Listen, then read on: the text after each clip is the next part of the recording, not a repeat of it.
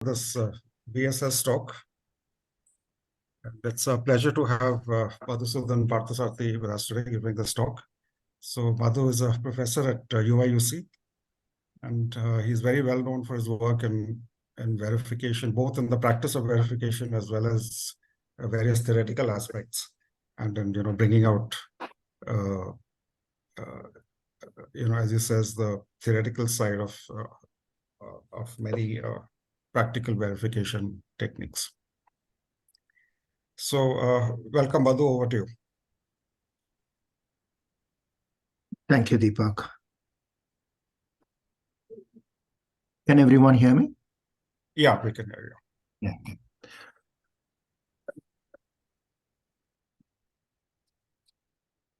Okay, so hello, everyone. So I'm sorry for the time difference. I guess you can have your dinner over the talk if you want. I'm going to talk about learning logical expressions. And this is joint work with students at UIUC, Paul Krugmeyer and Aditya Murali, both of them on the job market actually now, and Angelo Astorga, as well as several others, both students as well as collaborators. So I'm going to talk about this problem of learning logical expressions, and the first half of my talk is going to be on motivating the problem. It's kind of, hello?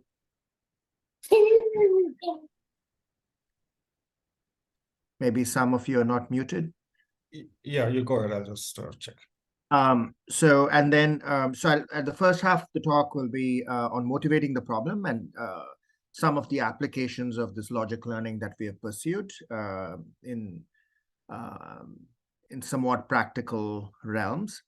This will be kind of evangelical in the sense I'd like more people to work on it, right? So I want to invite you to work on this problem.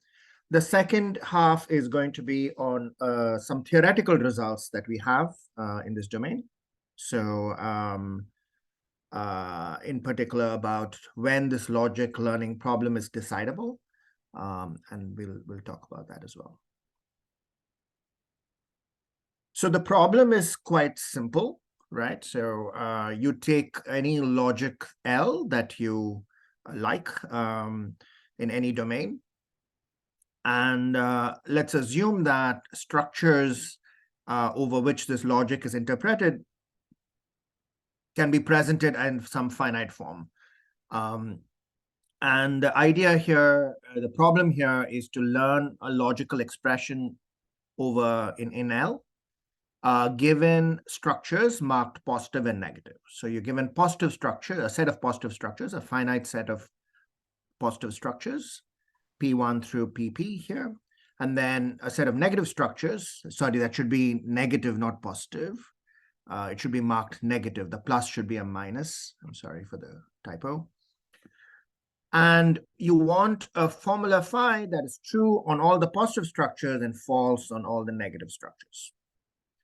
So you can interpret this, any expression of any formula phi in the logic L on these structures, and when you evaluate on the positive, on P, it should evaluate positive, true, and on N, it should evaluate to false. So that's the problem. That's the only problem we're going to consider in this whole talk, right? So there'll be some variations on this problem and the variations of this theme. You could imagine that your input structures are not marked with plus or minus, right, but rather with some tuples, which are like outputs that you'd like to compute. And then you could say, maybe the logic is a set of terms that evaluate to an element in the structure. And so you want to look for a tuple of terms that evaluates to the required output, right? And the other one. So what do you mean by structures here? It could be any structure that you can evaluate the logic over. So the logics are usually defined over models or structures. For example, it could be first order logic with structures being first order structures, just finite structures where you have interpretations of functions and relations and constants. It could be regular expressions where you have words. Regular expressions are evaluated over words. It could be SQL queries, which are evaluated over relational databases or tables. So the structures are fairly, the logics and the structures are fairly open to negotiation. Okay. Is that okay? Yeah. Okay. So you could also have structures marked with a set of output tuples instead of one output tuple. And then you could ask formulas, for example, free variables that essentially define this output set. There are multiple variations of this problem, depending on what you want to do. The first variation where you have an output is closer to program synthesis. In fact, our logics, by logics, I do not mean only logics like first order logic or these things that evaluate to true or false. I mean a wide variety of anything that is symbolic in nature that has formal semantics. Could be first order logic with least fixed points, first logic over particular theories like arithmetic, second order logics, LTL, CTL, CTL star, temporal logics, modal logics, data log, SQL. Functional programs are also logics. So it's just a logical formula that, given certain inputs, gives you an output with certain background theories, perhaps, of algebraic data types and arithmetic and so on. Even imperative programs in my world are actually, logics, right? So they have a state and they evaluate it, but essentially it's something which with a clear semantics, and you could think about input-output inputs to the program with outputs also as data that you learn from, and these the class of the logic is now imperative programs. So the imperative programs themselves is a logic, and we ought to learn a formula, in which case you're learning a program here. So yeah, go ahead. Because in FOL already you can axiomatize all finite structures. Yeah, so anything which contains subsumes FOL will have a positive answer to this question. There is this other problem which is well studied in automata theory, namely separation, where you have a lesser logic, less expressive logic. So because since you didn't talk about some weaker logics, I wonder why. No, yeah, typically you would talk about weaker logics also. In fact, what we're going to talk about is a grammar restricted logics, where the grammar will restrict you to, even if you have first order logic, it might restrict you to a particular grammar. And that makes the problem interesting. And it's not always the case that the answer is yes. Mm-hmm. Thank you. Okay, so this is the problem. Of course, we're looking at this from a learning perspective. So, you would like to force some generalization from the data. So one way to force generalization is that we insist that you learn the smallest formula, or at least a small formula, smallest, let's say, in size. So then you can't overfit the data, because in order to overfit the data, you would need fairly large formulae, right? Even if I gave you one structure to talk about that particular structure, you would need a large formula. So you could ask for the smallest formulae, and most of the cases that we will look at will look for small formulae. And the second one is to restrict the logic. This is something which Amaldev brought up. So we restrict the logic so that it is actually a little more coarse than what you might be allowed to write. You may say, certain operators are not allowed. For example, disjunction is not allowed. Then it's hard to force, it's hard to overfit. And you could ask whether you could also have certain restrictions, like only 5 conjunctions or whatever, right? And then it's very hard to overfit. So so typically we would design these are called DSLs in the setup, domain specific logics, that usually capture natural properties in the domain using small formulae, so that learning the small formula means that you're solving the problem of interest. You're identifying the concept of interest. However, we will, in this, for most part, we would consider only exact learning here. So there is no noise in the data. I'm not trying to fit the most number of examples. It's not pack learning or any of the learning models that we have. Though that is interesting future work, we will not consider that here today. But exact learning is actually appropriate for a class of applications of learning. It's a natural problem to solve in a variety of problems, and so it's an interesting problem to look at.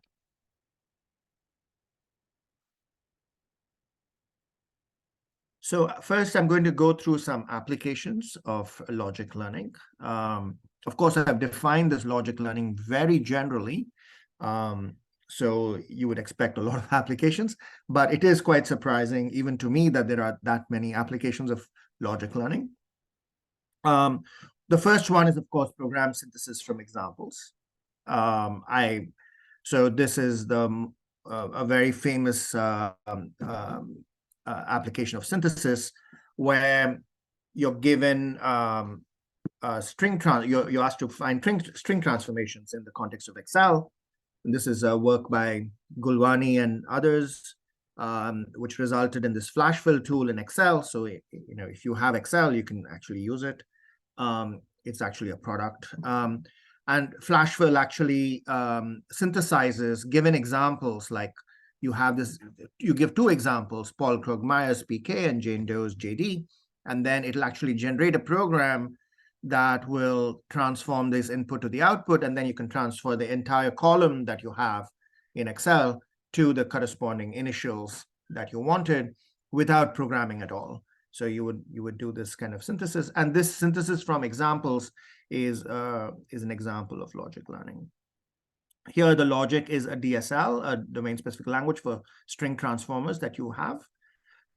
There's an expression there which could be part of the DSL. It's essentially regular expressions, certain functions that are interesting in such domains, and then some composition over them. Similarly, you can look at synthesizing SQL queries also as logic learning, right? So you can give certain examples of queries. So you can give a certain database, which is just a relational model, and then you can say, I want, this to be positive and this to be negative, and these are the things to be included in the result, and these not to be included. And then you could imagine that a synthesis query synthesizes a SQL query that matches this in this example. There's another interesting application of logic learning, which is program synthesis from specifications, which is different from program synthesis from examples. So program synthesis from specifications asks for a function that satisfies a logical specification. For example, here there's a logical specification of an f, which is actually the max function over arithmetic. It says the output should be f of xy should be larger than the two inputs, and it should be equal to one of the two inputs. And you could have a solution which computes the max, right? And so this is a common formulation of synthesis, and there is this syntax guided synthesis format which people have studied. And in this setting, the most common solution is actually based on learning from examples. So instead of learning a program that satisfies the specification, what you do is you actually split the problem into two parts, a learner and a verifier. The learner just learns from examples, right? And the verifier checks whether the learned formula is correct or not. And the learner, in each round, the learner proposes this F star, which is a candidate formula F, right? Which in the logic or the program.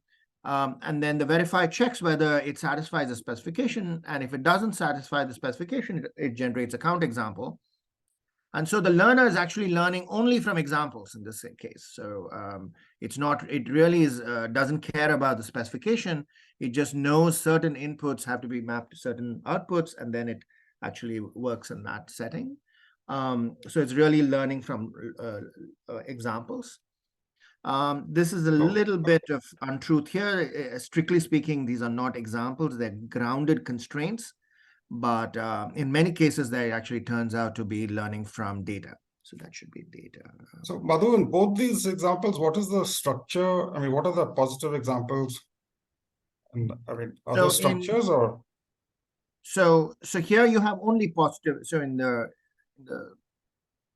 string transformation case, you have, an input being transformed to an output, right? So you just give examples of those, like Paul Krogmeyer PK is an example, Jane Doe to JD is an example. And in queries, you would have, a relational database and the corresponding answer to the query as one example, and another relational database and another query, an answer to the same query, as another example. And for program synthesis from specifications, you don't have examples, but you kind of pull this out from count examples that you get from a verifier.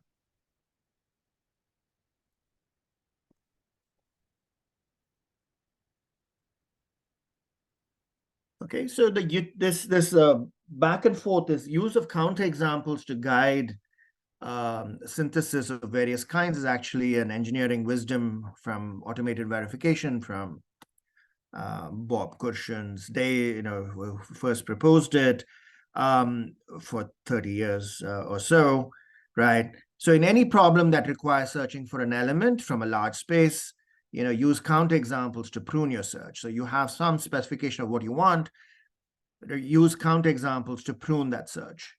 And lots of techniques in program verification are actually based on this. So CIGAR is counterexample guided abstraction refinement, where you use counterexamples to refine an abstraction, like predicate abstraction. And this was used in SLAM and STV for device driver verification. CGIS, which I just talked about, is counterexample guided synthesis. A large number of techniques, applications involve this technique of using counterexamples. And even the internals of a SAT solver, which is an engineering marvel, right, is actually based on, ruling out state spaces using examples or clauses in this case. You learn clauses that prune the search dramatically, and that's how SAT solvers can solve problems, really. So searching using counterexamples and counterexamples is actually is very similar to exact learning, and that's why there are lots of applications of this kind. So I'm going to give more applications, and it'll get wilder and wilder.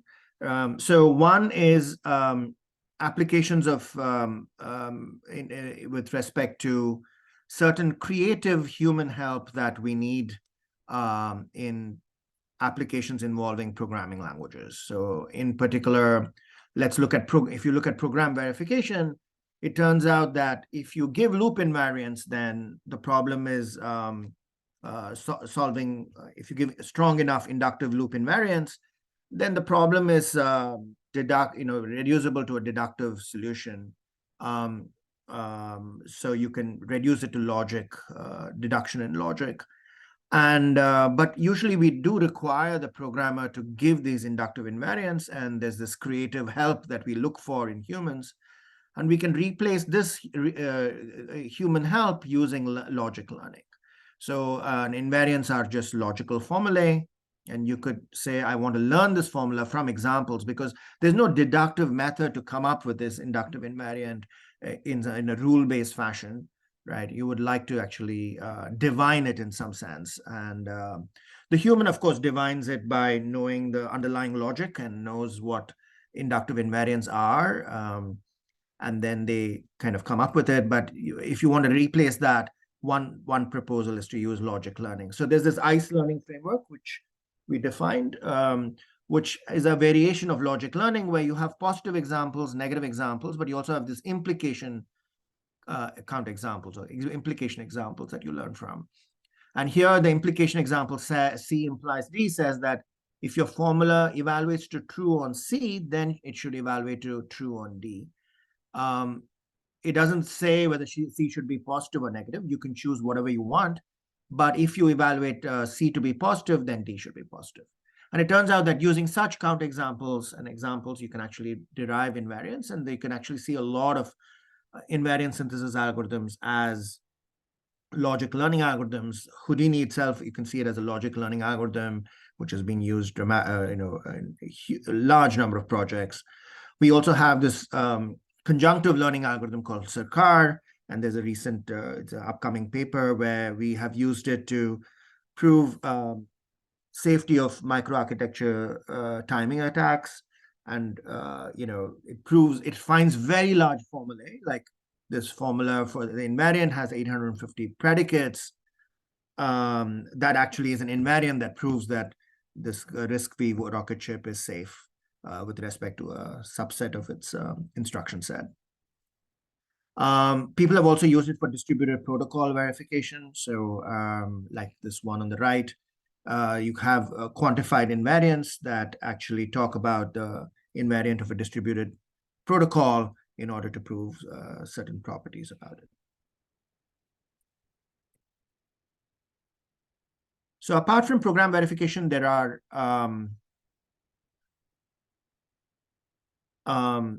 also other uses in verification itself. One is, apart from inductive invariance, one is when you start proving even a property using deduction, if you have recursive definitions, as is common in data structures, it turns out that you need human help again. And this human help is usually in terms of inductive lemmas. So we have studied this problem of lemma synthesis and again used logic learning to solve it. So let's say you're given a potential theorem that you want to prove in first order logic with recursive definitions. Then what we look for is actually a proof that does only first order reasoning. So in particular, there's this natural proof technique for using first order reasoning only, which scales well. And so what you ask is for a sequence of lemmas, L1 through Lk, such that each lemma is provable using the previous lemmas in purely first order logic. And the lemmas together help you prove the theorem again in first order. So you're doing only first order logic reasoning, but these lemmas help you prove the first order logic with recursive definitions correct.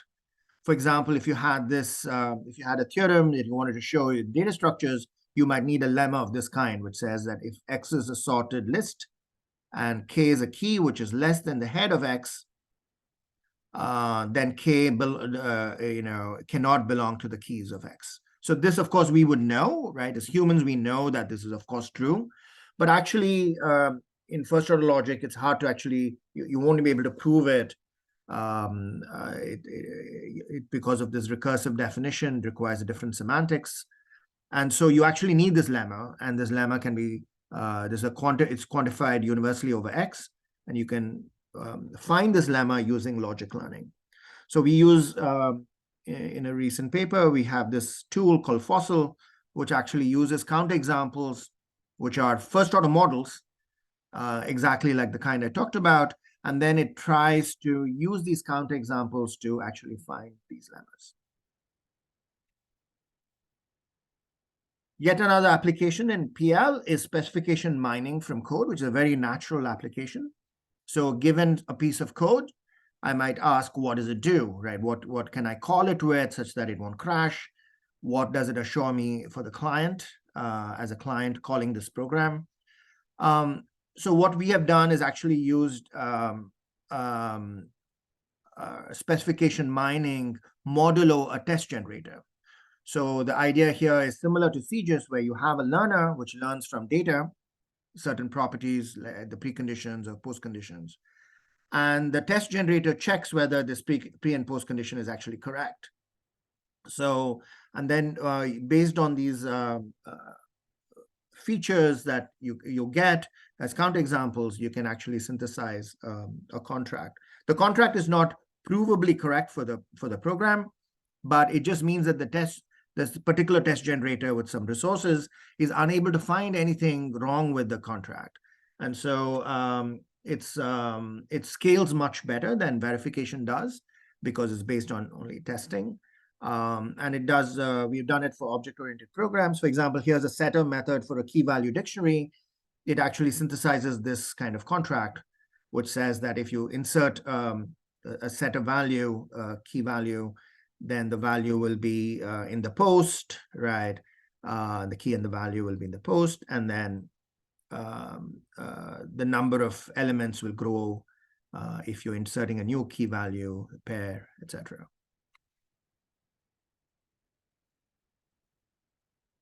Okay, so now there are even more wild applications we've used logic learning for.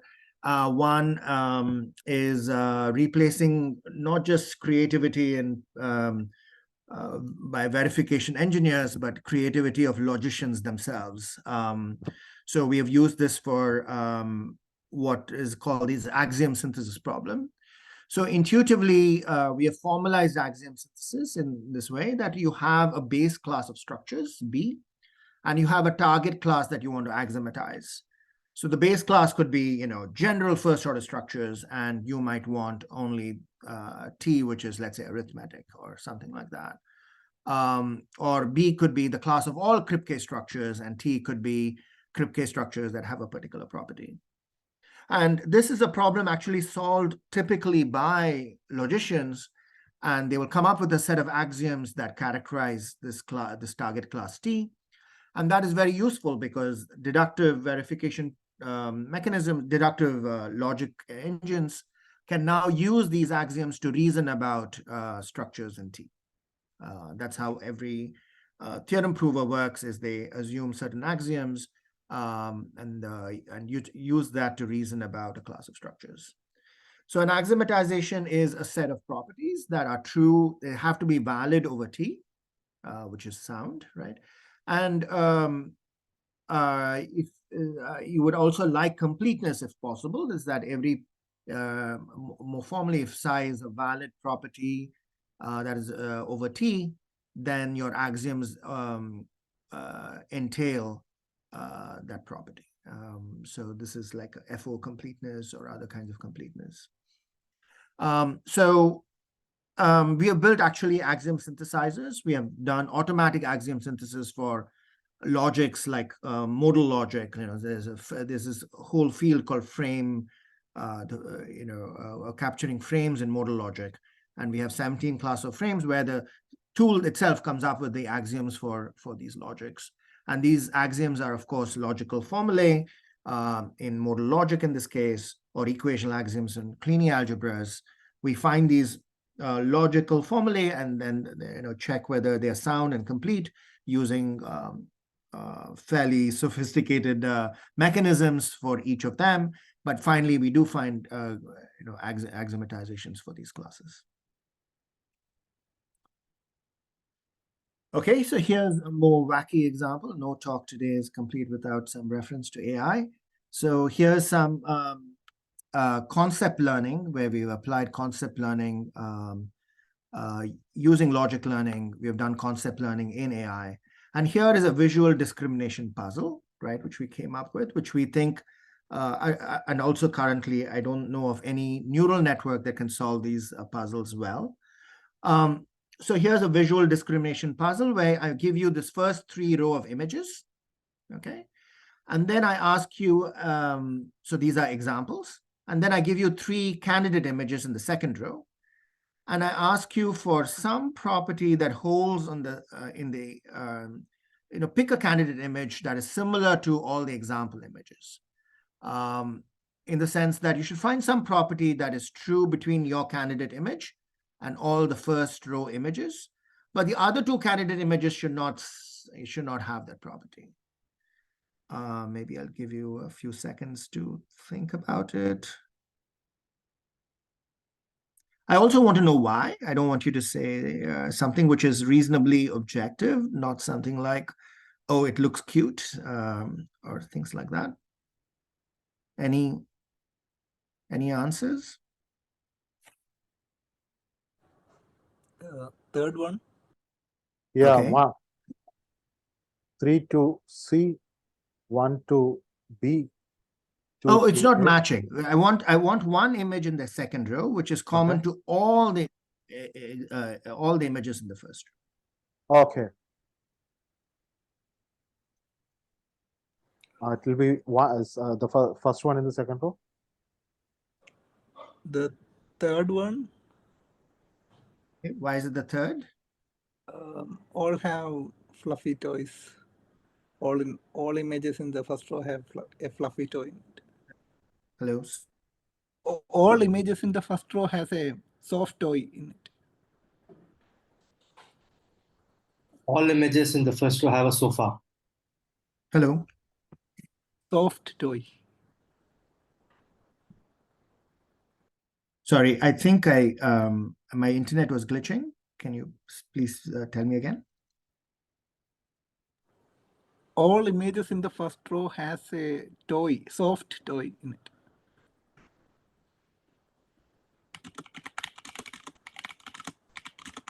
A soft toy. Yeah, maybe you could type. I'm unable to hear you actually. Okay.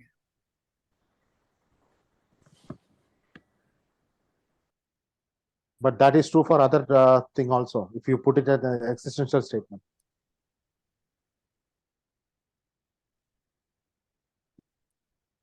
Yeah, that is true of the second one also, right? It has two. Yeah, I mean, so there are soft doesn't toys. distinguish. So one possibility is that you could say all the soft toys are on a sofa or on a couch, right? So the leftmost one, it's in the air, right? These on the grass, where the third one is actually a soft toy on a sofa, right? So you could say every toy is on a sofa is a discriminator, right? And we actually solve this problem using neural networks as well as logic learning. So what we have is first we send these puzzle images to a pre-trained neural network that detects objects and relationships between objects like toy and toys on sofa and things like that. And we get a scene graph. We interpret these scene graphs as first order models and then use a logic learning to discriminate. Say, if I pick the third one, can I label all the candidate ones, other candidates negative and the examples positive, and this one I've picked positive, and you can actually learn a discriminator. And for example, our tool actually learns this discriminator, which says in first order logic, which says for every X, which is a toy, there exists a Y, which is a sofa, so that X is on Y. And we can solve such discriminator puzzles using logic learning. And you can imagine that, more generally, that the reason why we're doing discrimination is that in some sense, there are lots of applications where people do discriminate using logic. Like, for example, radiologists may look at X-ray images and they want to talk, let's say diagnose a disease. They may want to say, is this a COVID lung or not? And you could imagine that they actually follow certain rules. And these rules are actually symbolic rules that you can learn from data. And that's what radiologists actually do, right? And of course, they have an idea of the underlying physical mechanism as well. But they do learn these things because once you learn a symbolic rule, you can actually communicate to other radiologists. You can teach them, right? And you can, they would be able to learn without looking at hundreds of examples again. They would be able to learn how to identify diseases. So I think it has a lot of applications if they work well. And I think this is related to logic learning as well. So L is here types. What is L is types here. So labels. Yeah. So labels here. Sorry. So we needed a guarded logic in this case where everything is guarded by a type. Yeah. So here's another example, which is again on neural networks, which we have used, is actually taking systems that have neural network components and how do I find contracts for them, for neural networks that actually are in logic. And I want a contract in logic because that allows me to actually verify the entire system modulo this contract. Now, whether the perception, in this case, there's a perception module, right, which looks at images in a cyber-physical setting to estimate in, let's say, an autonomous vehicle. The question is, will this perception module actually be correct. With respect to my contract, I can only test because these are very complex neural networks. But I can find contracts under which the entire system is actually correct. And I can prove that correct using logical techniques. So we actually have a synthesizer that synthesizes these contracts for perception modules. This is an example. It's y and theta are some real variables that the perception module is identifying from images. It's looking at the position and angle to the center of the lane in an AV, in an autonomous vehicle. And this is actually the contract it comes up with, and we can show that the entire system is safe with respect to the contract. And these contracts we actually do using learning. So we look at certain inputs and outputs of the perception module and actually get learn this contract from those input and output examples. Even more so this is a Tesla car crashing into some barriers. In more generally, I think neural networks, you can imagine approximating it with logical models. And these logical models are not perfect, of course, because then you would use the logical model. Neural networks are more powerful. But the logical model is simpler, and it can serve as explanations, as like how the neural network works, or also serve as surrogate models. And it can model the neural network behavior, over approximation of it in our case, but it can be other ways as well. And such surrogate models can be used to actually analyze networks and systems that use such neural networks. Okay, so I'm going to move to theory now.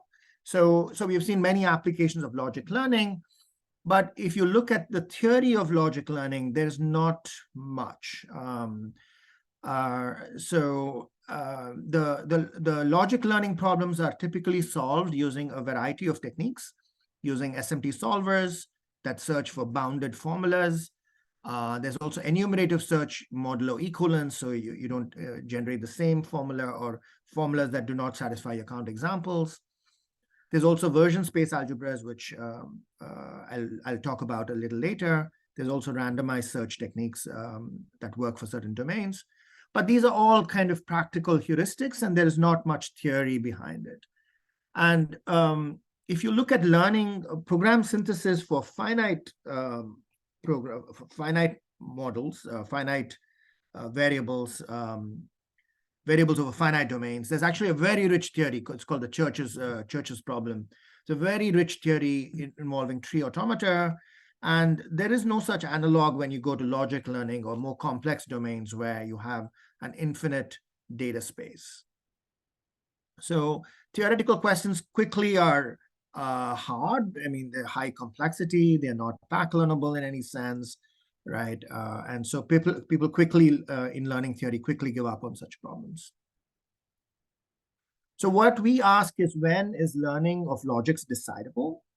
So let's consider in this particular question, given a set of positive examples and negative examples, is there a discriminator formula in a logic L? And this logic is, of course, restricted to be in certain grammar, so you get good concepts. And what we want is a procedure that actually halts and says yes when there is such a discriminator and produces the formula, or it should say no, right? And none of the practical algorithms are actually decision procedures in this sense. They can never answer no when no logical formula exists. They can answer yes when they find one, right? But they don't answer no. So answering this decidable question, the idea is that it may lead to a more fundamental understanding of logic learning. And we have a couple of papers in this Popple 22 and Uppsala 23. Paul Krugmeyer is the main author on these papers. And both of them won this distinguished paper awards at these conferences. So the key intuition, so actually I had to switch between two slide decks, so I'm going to do that.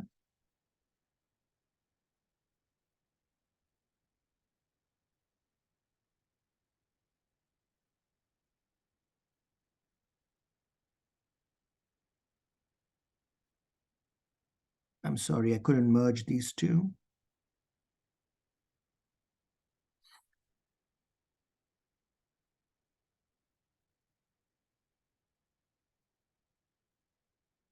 So I'm going to talk about one of the key contributions is the Popple paper, which is on decision procedures for finite variable logics.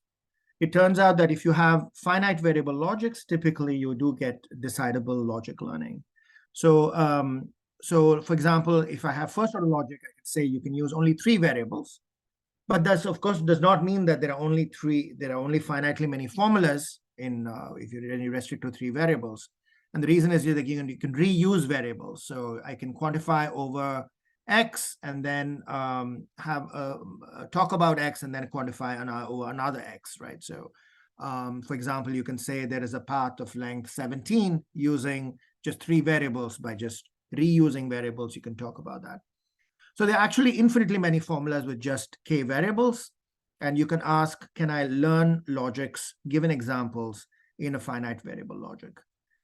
And we have actually shown that this problem is decidable for a variety of logics. First order logic with k variables is decidable, with nested definitions, with recursive relations and functions, which is similar to first order logic with least fixed points, and even some finite variable higher order logics. The problem is decidable. And not only are these decidable, could you please repeat what exactly is the problem? And why is it not? The problem is to learn in these logics. So the same thing. So I'll give you finite positive structures and finite negative structures. Okay. And I give you a grammar, right, over which you which defines a subset of the logic. Okay. Right. And I ask you with respect to that grammar, let's say it's a CFG of some kind. And then I ask you, in that grammar, is there a formula that will be a discriminator of these positive and negative? Okay. But it's also decidable for FO. It is not known to be decidable for FO. I don't know whether it's decidable for first order logic. I highly suspect that it's not, but I don't know of proof that it's undecidable. But if you just take the formula which axiomatizes the positive structures and take their conjunction and take the disjunction of all the formulas. Yeah, so that may not be allowed in your grammar. Okay, so that won't be FOK.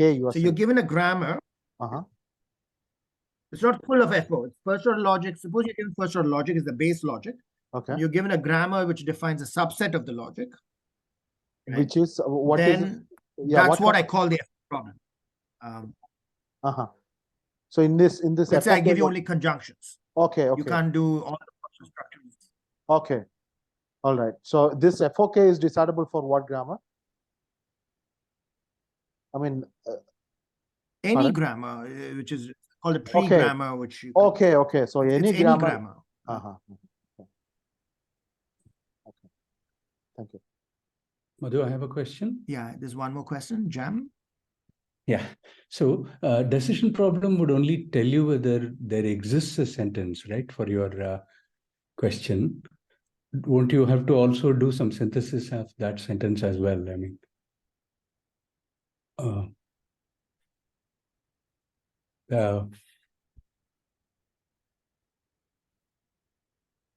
mean, you're given a grammar and you're trying to construct. Sorry, when you say decidable, right? The decision problem would only talk about whether you've got some sentence in the logic on, which is true over the positive examples and false over the negative ones. But you'll also have to construct one, right? I mean, there is a synthesis problem here, right? Yes. So the positive solutions that we have also synthesize solutions, but that's not part of the decision problem itself. But yeah, but the algorithms that we give for decidability also can construct the solution. Okay. I mean, if you say yes, if you decide yes, then you can just enumerate it. I'm fine. Having internet issues. Can everyone hear? Can you hear me? Yes, I can hear. I can also hear, Madhu. So if you can decide that the answer is yes or no, then you can also synthesize, right? Because you can just enumerate. Yeah, that's also another. So, yeah. I thought you wanted minimal ones, right? So that may not be the way to do it. Anyway, we can listen. Yeah. You can enumerate it starting from the smallest. Yeah. Okay. Yeah. Thank you. So, but in any case, so the algorithms that we provide actually can build the minimal one as well. So, in fact, they're uniform decision procedures using tree automata. And the key idea is to have tree automata work on expressions. So these are expressions that in the logic, right? And you have a parse tree for the expression, some kind of parse tree, right? So this is for example, for first order logic, you might have something like for all x, there exists y, e of xy, or e of yx, and you have an automaton traversing this tree, and it's going to evaluate whether structures will satisfy this formula or not. Okay, and this is quite odd because usually you have automata where you compile logics into automata where you compile one formula into an automaton that will work on multiple structures. Here it's the other way around, where we have automata working on multiple formulae, right? All formulae in the logic or in the grammar. And they're evaluating it on fixed structures that are given to you in the learning example. So it turns out that the key thing to do is to evaluate an expression given as a tree on the structure that you have, which is a fixed structure. So the decision problem is this problem. I give you a logic L, and I give you positive and negative structures and a grammar, and I ask whether the formula is in a grammar would satisfy the positive and not the negative. So here's the decision procedure for it.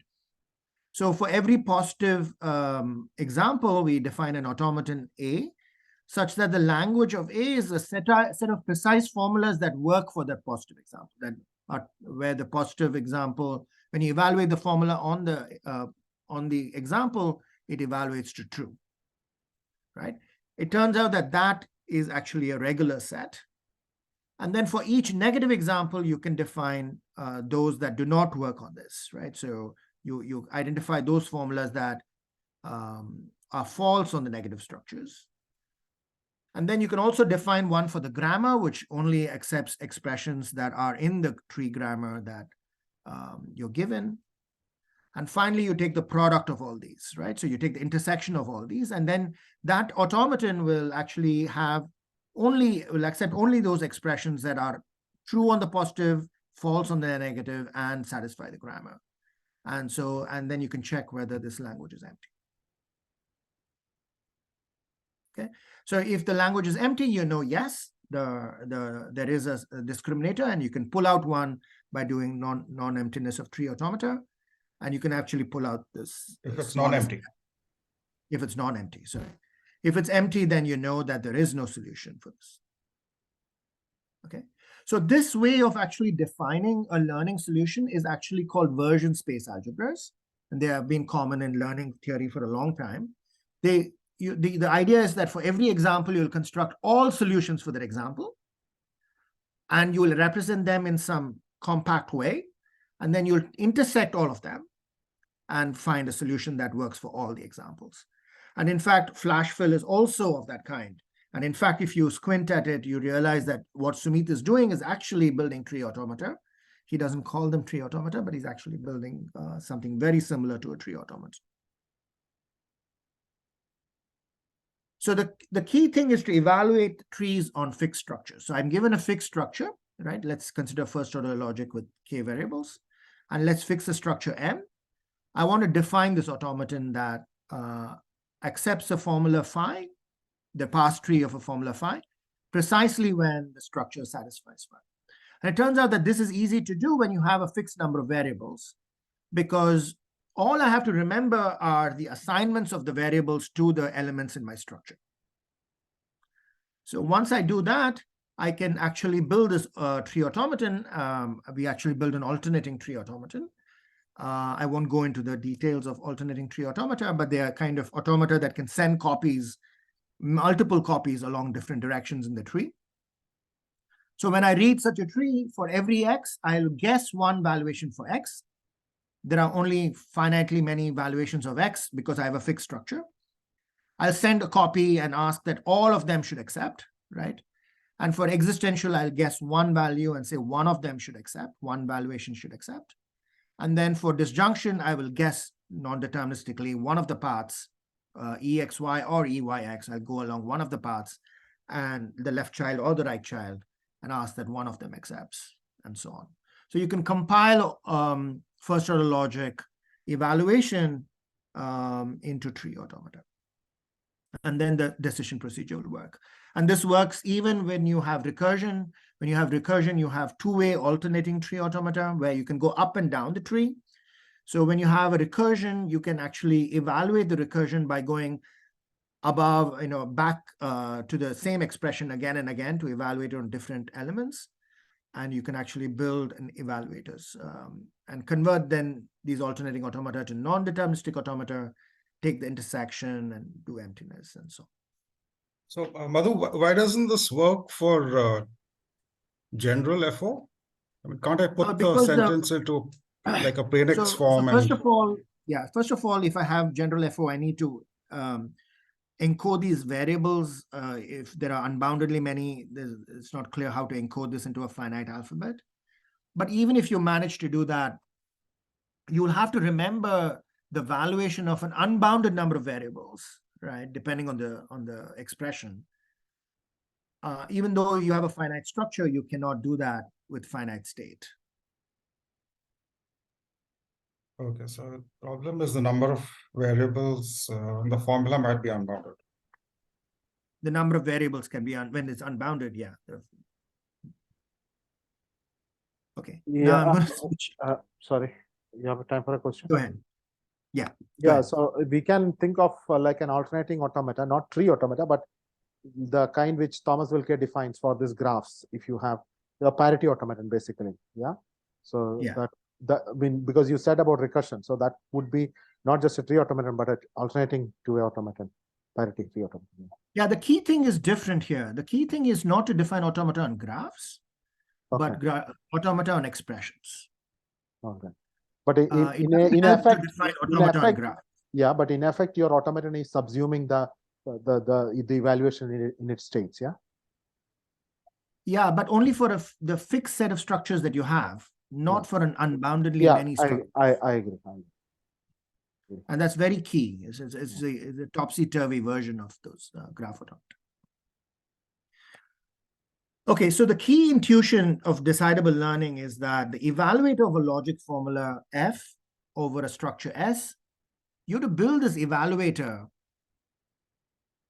where you have access to this expression, but you have to do it with extra memory that's independent of the size of the formula, but can be dependent on the size of the structure. That's the key intuition. And once you do that, it turns out that everything is decidable. And what we have actually done is a much more general result in the second paper, which shows decidable learning for a variety of logics just using this intuition. And in fact, we have an evaluator language. So you can forget about tree automata and you can just evaluate the language using a program in our programming language. And as long as you can write this evaluator, it'll turn out that there is decidable learning for your logic. So I'll quickly go over the meta theorem. I'm running out of time. So let's say you want to learn regular expressions, right? I've given positive examples and negative examples. And I want to learn this regular expression like the one in the center, which discriminates between the positive and negative examples. And what we want to write is just an interpreter for the logic, right? Given a structure, which is a word here, and a regular expression, how do I evaluate the regular expression on the word? And this is just a program, right? And you can imagine this for first order logic or regular expressions or any logic that you have. And this is a programming language. The programming language is really a syntactic sugar for alternating tree automata in some sense. But what it allows you to do, do not concentrate on the logic. It's not very, there's no time for that. But essentially the program traverses the, you imagine that you have a pointer into the expression tree, and it allows you to traverse this by going to the directions in the, to traverse the tree using children and parent pointers. And also evaluate, you can send many copies or one copy, non-deterministic choice or universal branching in order to achieve the evaluation that you want. And it turns out that we have this meta theorem. As long as you have a language L and you can write this facet interpreter, which is a finite aspect interpreter, then you get a decision procedure for learning. So I will quickly go over regular expressions. How does it work? Suppose I have regular expressions. It turns out that I can learn regular expressions. And the reason is that when I look at a regular expression, I can actually evaluate it using finite amount of memory. And in the memory, I'll use actually just subwords of the word. So there are only finitely many subwords. Let me denote subwords with L and R, which are the left and right bounds of the subword. So then it turns out that I can just evaluate it using these intervals or subwords. So so here's the actual example, the program that interprets this. When I see a star, if L is equal to R, then it's epsilon case, then I can say true. Otherwise, I will pick some way to split this LR into two parts, LY and YR, and check that LY belongs to the first child, which is the, if you're checking alpha star, then you're checking whether it's alpha. It holds an alpha. It is an alpha. And the rest of the word is an alpha star again. So you stay in the same position and check the rest of the word. And similarly, you can build for every expression, you can actually evaluate using only a finite amount of memory. It doesn't matter how big your regular expression is, right? The amount of memory that you use is only finite. And then it turns out that there's decidable learning. So this is the general setup, and we have, unfortunately, I've run out of time completely. So we have shown that there is decidable learning for modal logics and CTL. So again, when I say it's decidable learning, I mean you can give a sub-grammar of these logics, positive and negative structures, and you can ask, is there a CTL formula in this grammar that separates the positive and negative examples? And it turns out that this is a decidable problem. So we have shown modal and logics and CTL. We've also given learning algorithms for learning LTL from lasso words, lasso models, which are this U, V, omega kind of model. So you give U and V, part of as an example, is a pair U, V. And it stands for this word U, V to the omega. And you can ask, give you positive words and negative words and ask you, give me an LTL formula that discriminates between them. Then just by doing this evaluator, you can actually show decidable learning. One can even learn context-free grammars. So I give you positive examples that the grammar should generate, negative examples of the grammar should not generate. And I fix the number of non-terminals, but I don't fix the length of the right-hand sides of productions. Then it turns out that even that is decidable, right? You can synthesize a grammar that will separate, that'll generate the positive words and not the negative ones. You can learn even over infinite domains. So learning first-order logic over rationals. So imagine I'm giving you examples of this form where x is 0.25, y is 0.9 is positive, and negative examples and so on. And then I could ask for first-order logic over rationals with order. And it turns out that memory is still only finite because it's this is like the dense linear order decidability using quantifier elimination, if anyone's familiar with that. And it turns out you need only finite amount of memory. You need to keep only the ordering of these variables, which is less than what, and that's enough to actually evaluate the formula and therefore get a learning algorithm. And finally, we can show that essentially an extension of Sumit's DSL for flash fill is also learnable in this strong sense of actually saying there is no regular expression that satisfies it. So the memory is similar to regular expressions, but the flash fill is a slightly more expressive language. But we can show that it is a decidable learning setup.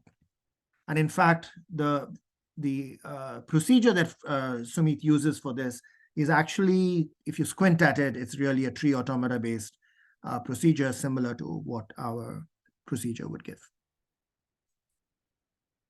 So there's a bunch of results on decidable learning that follows from this simple recipe.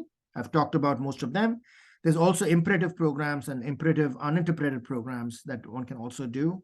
This is a different set of work, but we can also do these using this technique.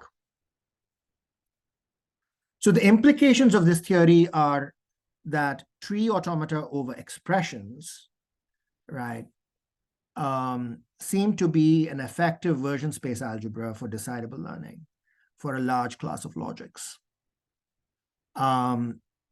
So if you want to build a generic logic and logic learning algorithm, I think tree automata are a good way to go forward.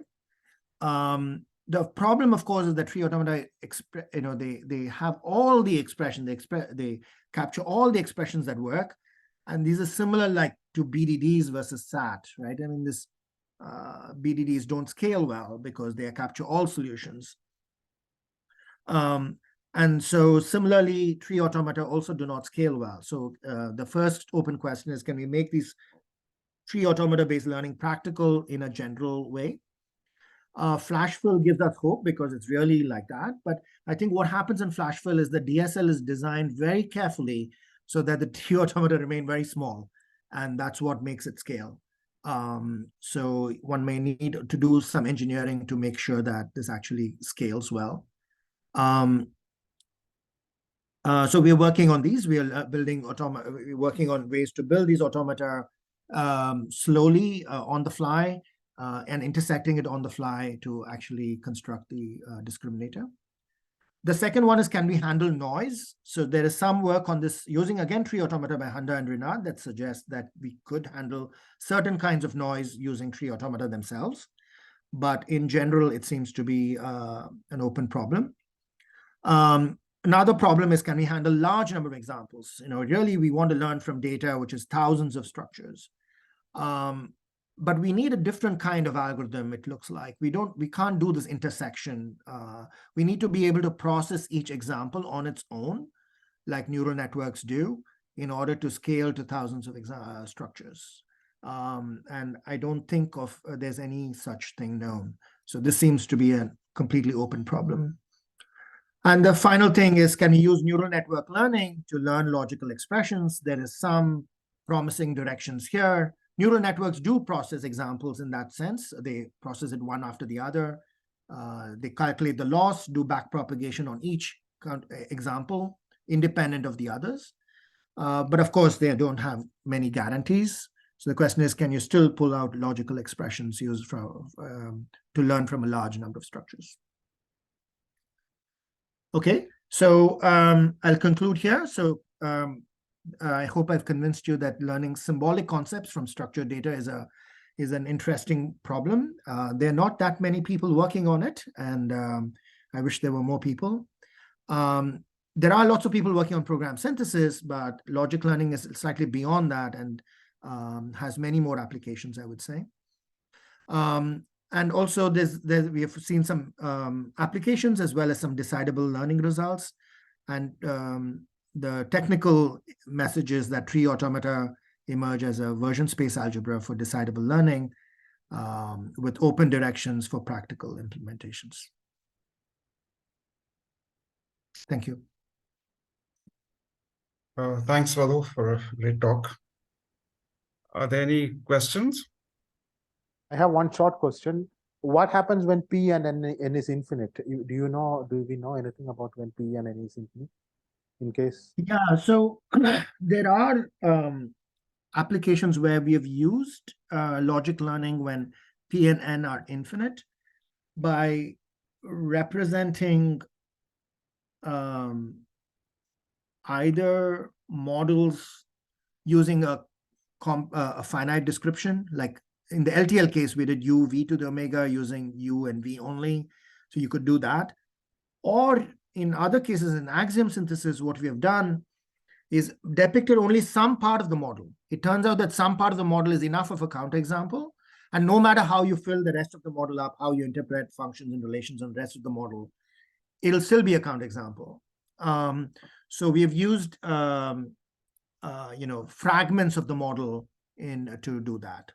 But I don't know of more general techniques of how these models will be. You have to present them in some finite way. Are there any obvious undesirability results? Because you didn't mention any undesirability. That's a very good question. I don't know of any undecidability result here. The most natural thing would be first order logic. Is it decidable or not? I conjecture it's undecidable, but we have not gotten around to thinking about it too much. Thank you. Jam? Yeah. Yeah. So I think this we're not in this idea of expression evaluation. You're talking about evaluating an expression on any structure, right?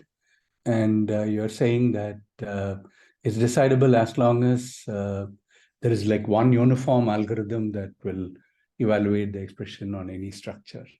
Is that where the memory, memory needed to evaluate should be independent of the formula?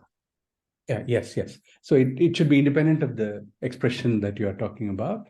And now, is there, any characterization or anything that you know of this one uniform algorithm?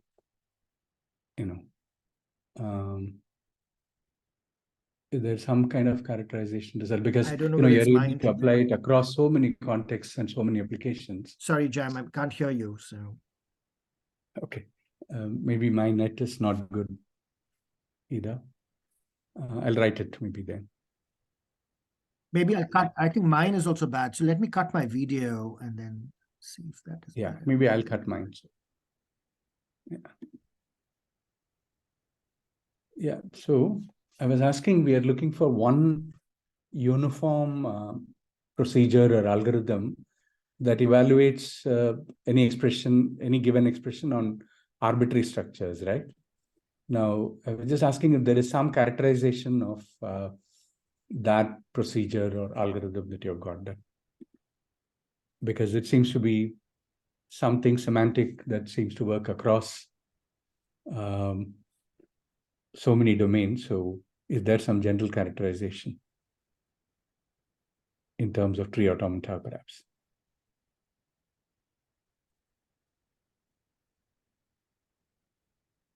Okay. I'm sorry, I can't hear you. I think it's my internet. I think I'll just write to you. It's simpler.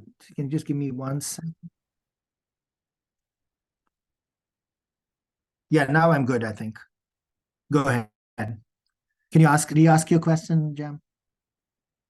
Okay. No, so I was asking, I mean, the way I understand it is that you're asking for a single program or procedure that does expression evaluation over arbitrary structures, right? Independent of the expression itself, but on the structure. Now, is there a characterization of this uniform algorithm of program? I mean, because it seems to work across so many domains. Maybe that in itself is logically definable in some particular way. I mean, the definability of this program. So any characterizations is what the question was. Yeah, I'm sorry. I think I'm still not hearing you. I think I'll write to you. I think it's simpler.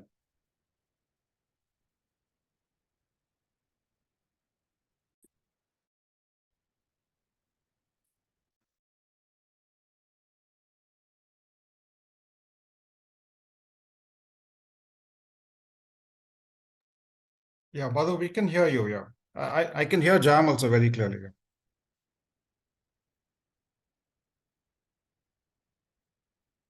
Okay, just give me 1 second. I'm going to change my internet to my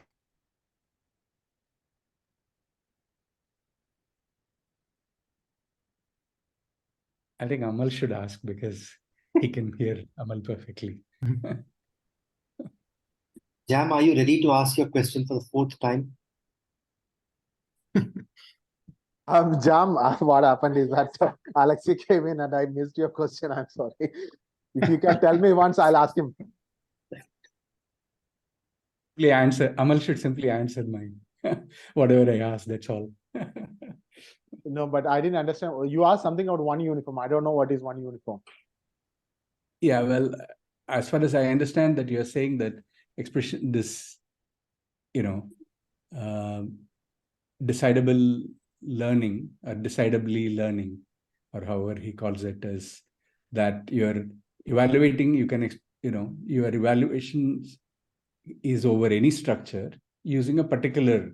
Yeah. Right? Yes. Yeah. Yes. That, So yeah.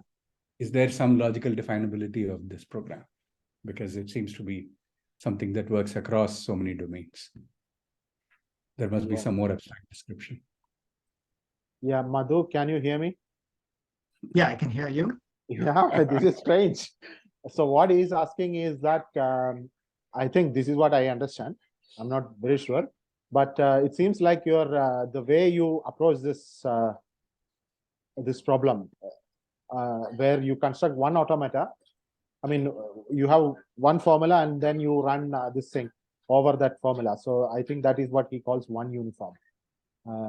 So is there any more abstract logical definition is what he's asking, or more abstract definition of what is going on? Because it is working across domains and it is working across models, working across logics and DSLs and so on. So is there a more abstract definition? Maybe something like, what the Lindstrom theorem says about this is a logic and this is a structure. So something like that, where you can define an abstract logic and you can say something like that. I think that's what, if I conveyed correctly, I'm not sure.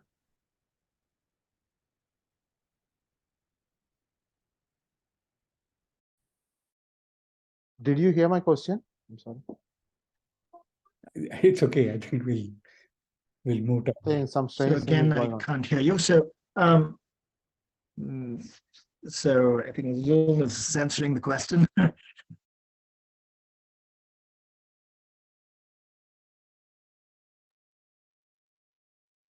Okay, are there any other questions that Madhu can hear? Yeah, can you tell us a little more about VSA, version space algebras? You said you will talk about it. So what is this version space algebras, and when were they invented?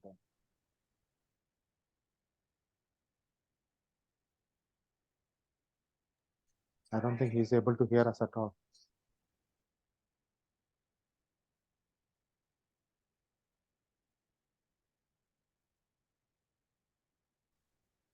Madhu, are you able to hear? Yeah, can you hear me now? Yeah, we can hear you. Yeah. Okay. So the question was what are these version space algebras? So yeah, so version space algebras are essentially these ways of capturing all solutions for each example in some compact way, and then intersecting them. So they need not be automata, right? But the general idea is that they're called version space algebras. I mean, the version spaces are basically the version, the expressions that work for a particular example. So you can look up some standard reference like Mitchell or something for version space algebras. Yeah, thank you. There are So also these E-graphs, right? E-graphs, which are equivalent to version space algebra and tree automata. Yeah, so great question. So we've been looking at E-graphs for this tree automata based work as well. There's a connection between tree automata and E-graphs as well, and we were looking at it for efficient implementation, though we don't have any results yet. So there are these tools like Egg, which is from Washington, which are seem to be fast at doing E-graphs completion or saturation, which we seem to be able to use some tree automata for. but the results are too preliminary, so we don't know how to do that yet. But I think there is a connection, yes.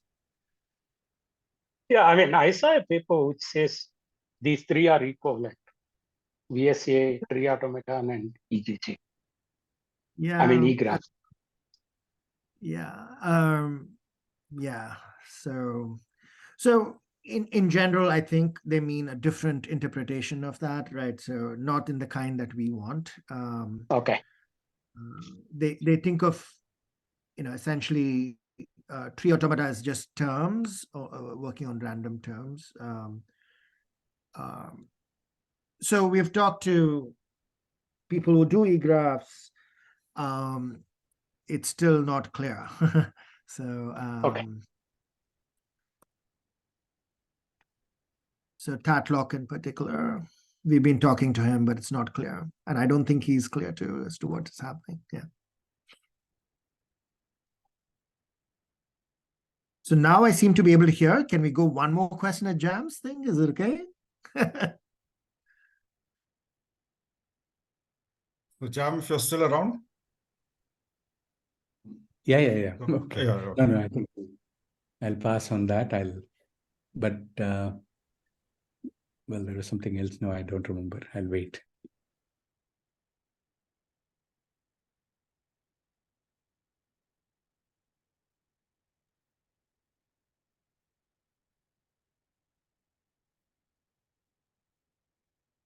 Any other questions?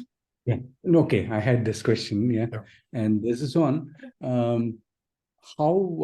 what is the dependence on the number of example? I mean, you had some n positive and n negative examples when you started the problem, right? What is the dependence on n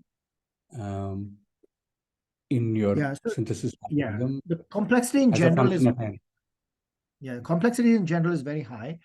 And in particular, it'll be exponential in n, because you're taking the product of these n automata, and so it'll be exponential in n.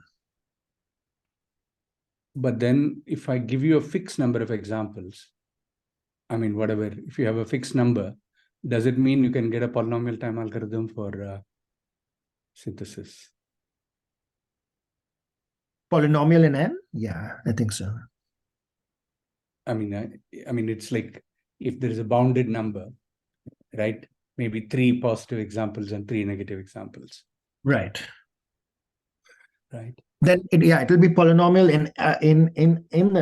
I mean, can it be? Oh, you're asking if I fix that, what is the? Yeah. Let's as a parameter, then what is it? Oh, it completely depends on the logic. So if you have first order logic with, even then it's exponential, right? In the size of the structures, it can be exponential, even for first order logic. And with recursion, it becomes even double exponential. So it's pretty bad. So it depends on how good your logic is. And I think this is one of the things when you do regular expressions, for example, it's much smaller. You can do it because the aspects. So in first order logic, you have interpretations for the k variables that you have over your structure, and the number of interpretations can be very high, and that's your state space. For regular expressions, this memory that you need is just the subwords, which are only polynomial. So it depends on the logic, but it really depends on the memory you need to evaluate the expression. That's the crucial aspect. Okay. Yeah, thanks.